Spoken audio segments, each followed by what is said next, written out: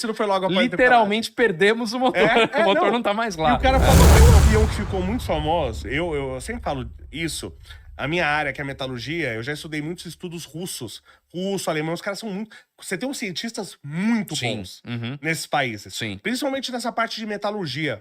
Exatamente. E tem um avião que acho que é russo, não sei na época o que era, que ficou muito famoso, que era, acho que era o maior avião do mundo, ou de maior carga, que era o Antonov. O AN-225, sim. Isso. Esse avião não voa mais, ou ele ainda voa? Infelizmente, esse avião ganhou uma bomba na cabeça, né? Ou algumas bombas. Esse avião ele foi destruído em 2022, que foi a guerra da Ucrânia. Agora esqueci, 22, né? 22. Em fevereiro de 22, ele tava no hangar quietinho, bonitinho, lá em Kiev, no aeroporto. E aí, na guerra da Rússia e Ucrânia, a Rússia tinha acabado de invadir a Ucrânia e destruíram o avião, acabou com o avião. Mas só tinha um dele? Tinha um só em operação. Esse avião tem uma história interessante. Ele é uma coisa, é uma megalomania russa, né? Uma megalomania soviética. Eu adoro a aviação soviética, porque eles criavam coisas que ninguém pensaria no Se não fosse um louco num estado totalitário exatamente, com dinheiro aparentemente infinito. Infinito nunca aconteceria. Nunca. E o AN-225 foi isso. Então, assim, era um avião muito grande, o maior avião do mundo em termos de peso, porque depois, em termos de envergadura, o avião do Burt Rutan, que eu falei lá, ele superou. Mas e transporte de carga? Ele era o avião transporte de carga é o mais carga. Era o mais peso, mais carga, acho que o mais comprido. Era um absurdo o avião. Você viu ele, pessoalmente? Infelizmente, eu perdi as 2 oportunidades quando ele veio pro Brasil. Eu não vi. Esse eu queria ver também. Eu também, mas não vamos mais.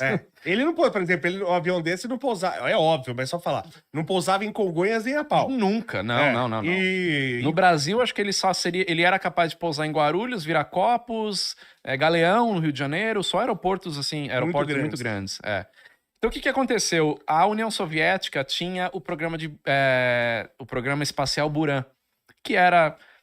Se eu falar que é uma cópia do ônibus espacial, será que as pessoas vão me xingar? Mas era mais ou menos isso, era igualzinho. Peraí, esse avião? Não. Ah, tá. O Buran, o ônibus espacial... Entendi. Talvez não seja mera coincidência, era muito parecido com o ônibus espacial americano. Legal. Só que o lançamento do ônibus espacial na Rússia, na União Soviética, era em Almaty, que é a capital do Cazaquistão. Almaty? Né? Almaty, capital do Cazaquistão. Não tenho a mínima ideia. É Almaty, mas eu não sei se é a capital do Cazaquistão. Mas era em Almaty, no Cazaquistão. Só não sei se era a capital. Então eles tinham que levar toda a estrutura pro local, né? Para fazer o lançamento e tudo mais. Então eles precisavam de um transporte para isso. Desenvolveram a partir de um outro avião soviético anterior, que é o AN-124. Deram uma puxadinha aqui, põe 2 motores a mais, estica para lá tal, criaram o AN-225. Um avião de 6 motores, com o objetivo de participar do programa espacial soviético, carregando o ônibus espacial em cima, como o 747 sempre fez nos Estados Unidos, e dentro carregando peças do foguete. Era para isso que o avião foi feito. Então eles fizeram 2 aviões. Um ficou pronto, o outro não. O outro fizeram a fuselagem e não terminaram. Veio a queda da União Soviética, ele fez o primeiro voo em 88. 3 anos depois, a União Soviética ia acabar. E o avião acabou sobrando na mão dos ucranianos, porque a Antonov é uma fabricante ucraniana. Então ficou lá. Tanto é que o avião foi canibalizado. Durante os anos 90, eles pegaram peças desse avião para montar os outros AN-124, que aí tem mais unidades e tal, e ficou largado lá. Esse avião nunca mais ia voar. Até que algum gênio, no bom sentido, não no mau sentido, falou, pô, esse avião aí carrega coisas que ninguém mais carrega. Por que a gente não leva isso aí de volta? A Ucrânia criou uma empresa, na época, nos anos 90, chamada Antonov Airlines, para usar aviões fora do padrão, como o AN-125 ou outros aviões, para transportar cargas especiais. Então, já que sobrou o AN-225 na mão deles, falei AN-125 não, AN-124. Então, como sobrou o AN-225 na mão deles, vamos reativar esse avião. E foi o que eles fizeram. Reativaram aquele avião que estava jogado num canto para transportar cargas únicas, que antes só era possível transportar de navio. Então, transformadores extremamente pesados, coisas absurdas, que hoje voltaram a ser transportados de navio, porque nenhum outro avião transporta o que aquele avião transportava. Eles só fizeram um desse avião? Eles fizeram 1,5, vamos dizer assim. Eles fizeram um que de fato voou, o Antonov AN-225, e o outro fizeram pela metade. Ficou jogado ali uma estrutura que não... Só que como passou muito tempo, inclusive quando o 225 foi destruído, voltou a história. Vamos pegar aquele antigo que estava mais ou menos e finalizar. Mas a tecnologia é outra, material, já estava parado há muito tempo, então corrosão, não dá para você pegar um avião que tá, uma carcaça, um pedaço de avião que tá parado há 40 anos, entendeu? E pôr para voar. Sim. Né? Então sairia mais caro o molho que o peixe. Aí hoje em dia eu sinceramente não sei qual que vai ser o futuro disso daí, se eles vão reconstruir ou não. Então, porque uma coisa até que tá me ocorrendo agora, que agora fiquei curioso de até estudar isso, porque eu nunca estudei, porque na área rodoviária, por exemplo, você tem a intenção de fazer caminhões maiores, então Sim. você tem o que a gente chama popularmente de treminhões, aqueles caminhões com três carrocerias e tal. E então, assim, quanto maior o caminhão, melhor, né? Pra eu aproveito a inércia dele. Sim. E você transporta material de forma mais econômica. Sim. Você não pode fazer muito grande, porque você fica limitado pelas vias. Você não consegue fazer uma curva. Então, as vias limitam o tamanho do caminhão. Sim. O que é a limitação que a gente não tem no trem. Então, você já faz trem com N vagões. Sim, sim. A mesma coisa tá acontecendo pra navios. Você tá fazendo navios cada vez maiores. A China fez um navio aí não tem limitação nenhuma, praticamente. Então, tem, porque você não consegue passar, por exemplo, o canal de Suez, o canal do Panamá. Canais. Sim, então, os canais estão limitando, né? Estão limitando o tamanho dos navios. Eles gostariam de fazer maiores, mas não dá, porque você tá limitado pelo tamanho dos canais. Sim. Agora, e até dos próprios portos, né? Exatamente, dos portos e tal. E no caso de aviação, o maior limitador para você fazer aviões maiores, para você transportar mais carga, é a questão de tamanho de aeroportos, que aí você não pode pousar, ou é porque tem uma questão de aerodinâmica, outra questão que faz avião muito grande a não ser viável? Dinheiro. É mesmo? Principalmente dinheiro, também a questão dos aeroportos, evidentemente, né? Porque você tem uma categoria, que é a categoria Foxtrot, que é o A380, a Boeing 747, era o Antonov N225, que é o maior que cabe nos aeroportos para isso hoje em dia. Sim.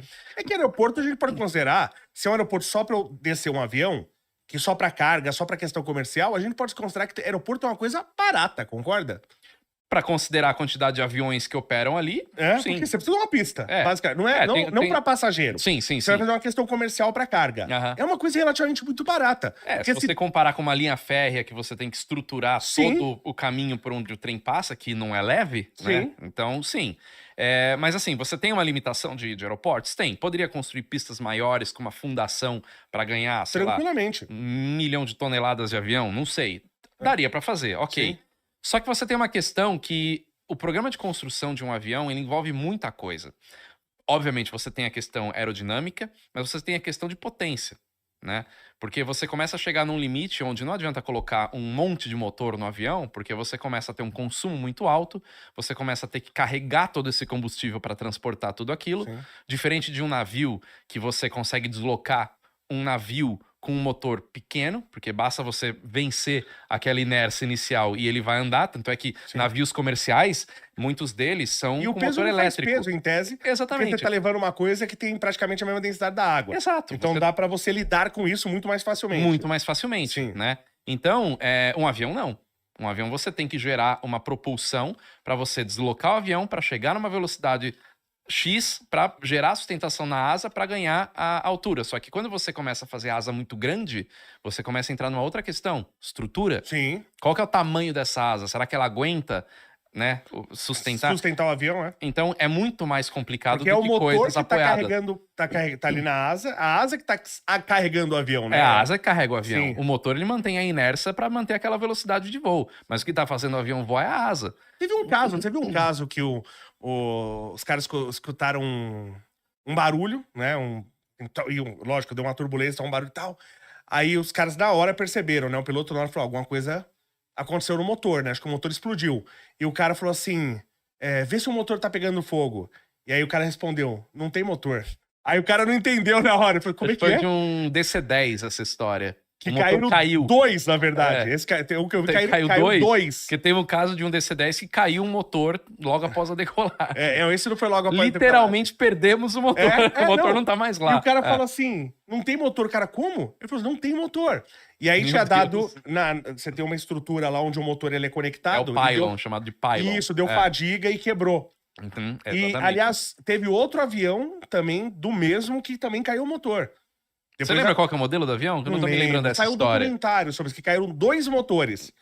Então foi até legal, que se eu não me engano, foram os 2 motores, que era um avião de 4 motores. Tá. Então devia ser um 747 ou um 707, alguma coisa desse. E caíram 2... Eu não tô me lembrando desse caso especificamente, mas... Esse é um caso legal de ver, foram os 2 de fora. Tá. Então é até legal pra você ver que, assim, que o motor de fora dá mais fadiga do que o de dentro. Sim. Né? Dá porque mais... você tem mais, exatamente, você tem uma movimentação maior. Isso, foi um negócio até legal que teve essa simetria de... Então tem essa questão de tudo isso que eu falei, potência, peso, né, consumo. Teve um caso, eu não lembro exatamente a época, mas eu até já fiz um vídeo sobre... Imagina. Só pra ainda completar esse caso, o negócio que eu achei maravilhoso nesse caso é porque, assim, os 2 motores quebrarem por fadiga a conexão e caírem no mesmo voo, você tem que dar um prêmio pro cara que construiu a peça. Porque a precisão da peça... É tão precisa que caiu na mesma hora, né? Porque fadiga é coisa assim de milhões, bilhões de ciclo. Entendeu? Então você tem que dar um troféu pro cara que fez essa peça. É verdade. Né? Porque é uma precisão absurda. É que a manutenção não foi feita direita, mas isso, mas a fabricante... peça tava ótima. A peça foi na hora. Ótima, Era a peça... Desculpa, não, imagina. Teve um caso, eu não lembro da época que fizeram esse projeto, mas de um avião petroleiro para transportar petróleo do norte do Canadá para outras áreas, Alasca ou... E faz sentido economicamente isso? Não, tanto é que não foi feito.